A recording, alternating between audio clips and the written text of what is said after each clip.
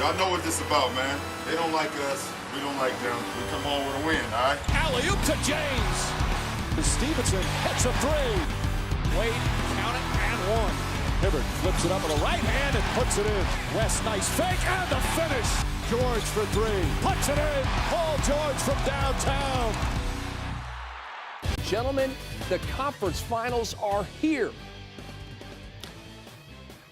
Well, I'm excited. I don't know about the rest of you guys. Okay, but So excited you're speechless. I like I'm it. speechless. I mean, we just got done with an unbelievable game, okay? And surprising to me that Miami wasn't a little more. I didn't see that fight, that determination. I didn't see the spirit that Miami normally has. And that's why in game two, I'm expecting their leader, LeBron James, from the beginning to be in the attack mode. It's just pretty awesome this time of year to get down to the NBA's Final Four. So here we go. Here we go with the highlights of Game 1 as we head to the field house, and there is LeBron James getting ready for a showdown with Paul George, and LeBron James trying to get his team fired up as well. Y'all know what this about, man. They don't like us. We don't like them. Go out and win the guy across from you, man. You win that competition. We come home with a win, all right? Take care of this game. Don't worry about game 2. Don't worry about going home. We worry about game 1. Play Miami Heat basketball defensively. Play Miami Heat basketball offensively. Unfortunately, his team did not get the message. Indy scored the first 7 points of the game, Bones. Well, they look good coming out of the blocks, moving the ball around, shooting the ball well, making sure that Miami felt them early, got some turnovers and took advantage. But really the three-point balls by George Hill got them going.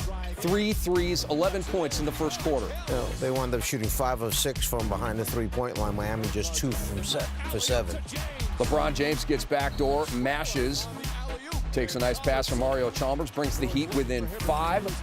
Roy Hibbert scoring right here, and it was 30-24 Pacers at the end of one. Bones, why was that significant? Significant because they hadn't scored 30 since February 27th, 39 games ago. So a great start for the Pacers. Dwayne Wade putting it in over Lance Stevenson plus the foul. Now, Lance before the game said he wanted to make Wade run so his knee would flare up. Well, Wade took that challenge, accepted, and had really a very, very solid performance, wound up with 27 points. David West drops it in with the left hand, 19 and 7 for him. The lead was 9 for Indiana. Nice pass to Roy Hibbert. Yeah, LeBron with the gamble there. David West with a nice delivery to Roy Hibbert. He gets the hoop and the harm. Indiana functioning. Hibbert had 19 and 9. Look at Lance Stevenson. He scores with the left hand, 17 points for him. And Indiana led 55-45 at halftime. David West to Paul George, and here he goes. A little adjustment at halftime. Hassel winds up starting the second half, but that didn't slow down Indiana very much. Paul George had 24 points and 7 assists. David West to Lance Stevenson for 3. Lots of offense from the Pacers where the bigs were out there deciding on which strong side of the floor they wanted to play off. That time, Lance Stevenson gets the 3.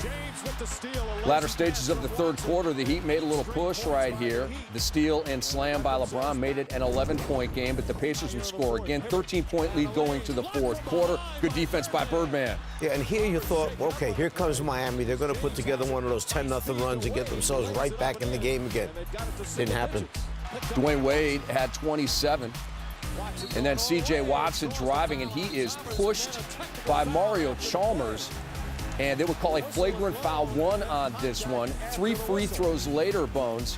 The lead was growing for Indiana. Yeah, dangerous play there as C.J. Watson fired into the stands there where the media is, and then Indiana would respond after this. This did not bring Miami any closer. It got Indiana together. Not very often you see a center 7-3 shooting a 14-foot jump hook shot fading away.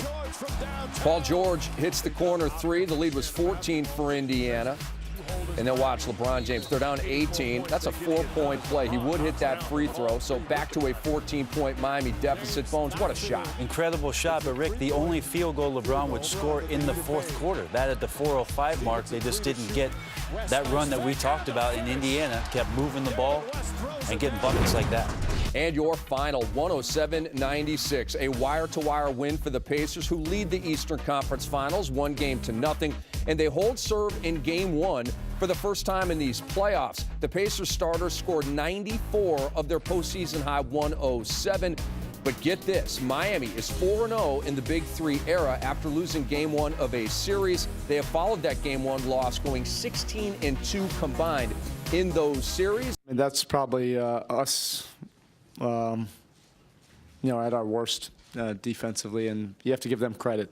They played well, and we never got into a rhythm where we could defend without fouling.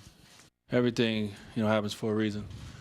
They played a good game tonight. They got Game 1 in their building, and we take nothing from what they was able to accomplish today. So this series is so much more basketball left. These are two teams that can win in both arenas.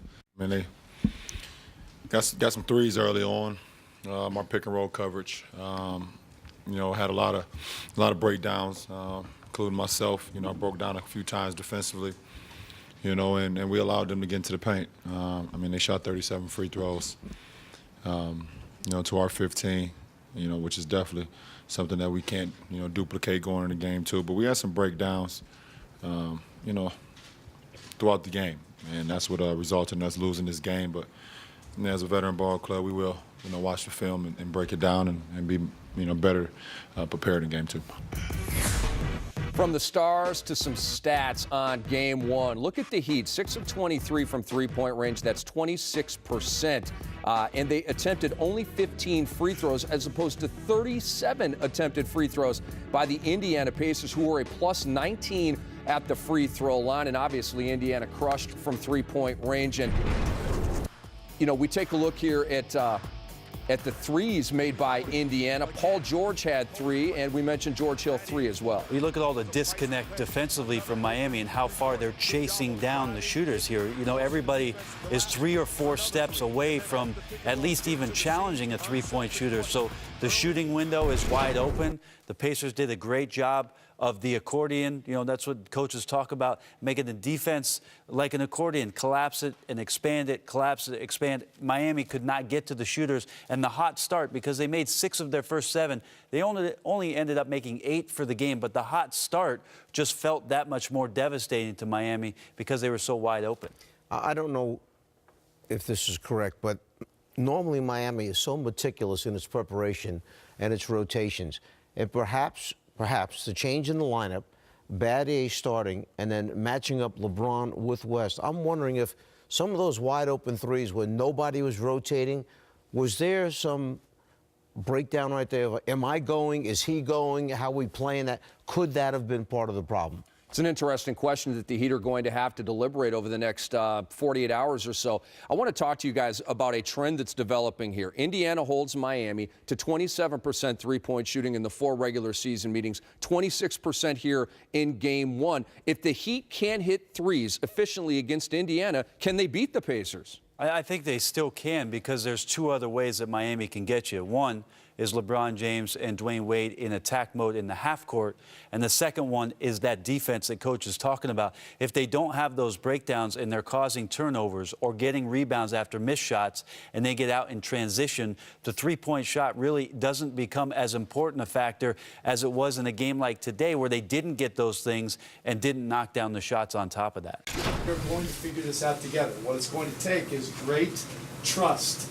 You guys are going to have to trust to do your job. You're going to have to trust the other guy's going to have to do the job. You're going to have to trust that we're going to come up with an answer in the next 24 hours for that. And we will, okay, collectively, all right? But let's make sure we keep this all in perspective. It's about figuring out how we can do this better. Great stuff from Eric Spoelstra. That was in the locker room after losing Game 1. And you take a look at the Heat's defense, or lack thereof, in Game 1, giving up 107. They give up just over 92 in the second round to the Nets, 92 in sweeping the Bobcats in round 1 in the regular season, just over 97. Who starts at power forward for the Heat in Game 2? I would be thinking along the lines of Udonis Haslem will come back and be the starter.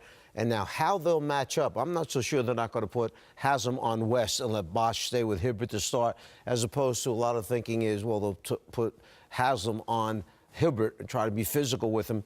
It doesn't matter. Hibbert's too big. The physicalness part of it, I think, keep him on West, try and nullify West a little bit, and then use Bosch against Hibbert.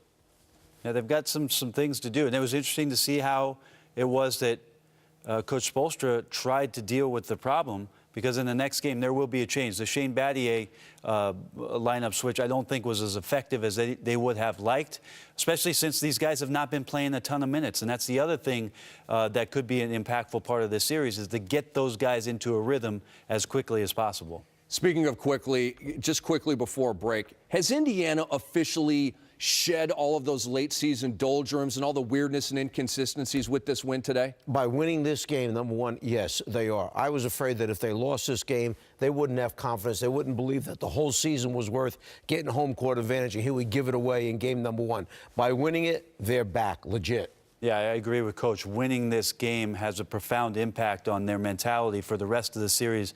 If they did give it away in game one, I would think that we'd see some of those performances we saw in the early part of these playoffs from this team. But the game today has to have the players, the coaching staff, and certainly people in Indiana who love this team. They got back to themselves in a big way in game one in the Eastern Conference Finals. And game two should be incredible.